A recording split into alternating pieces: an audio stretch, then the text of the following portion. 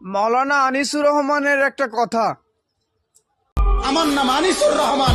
আমি চ্যালেঞ্জ করলাম, আপনার যেই ছেলে ফজরের নামাজ পড়ে না, মেয়ে ফজরের নামাজ পড়ে না, এ ভদ্র না, ভদ্র নয়, ভদ্র নয়, অসভ্য, অসভ্য, অসভ্য। তুমি যদি সাহস থাকে তো তুমি প্রতিবাদ করো, তুমি যুক্তি দাও। আমি বসুন্ধর কারণে তুমি বলো। সেজদাবিহীন কোন মুসলমান ইমানদারের ছেলে, মেয়ে, বিবি যার কপালে সেজদা নাই, সে শিক্ষিত হয় নাই, সে সভ্য হয় নাই, সে ভদ্র হয় নাই। আল্লাহ কোরআনে বলছে, ইবলিসকে ইবলিস তুই সেজদা করলি না, অহংকার করেছিস, তুই বের হ আমার থেকে। যেন যে সেজদা করে না সে অহংকারী, আর অহংকারীকে ভদ্র বলে না। কথা বলেন না কেন? অহংকারীকে কি বলে না?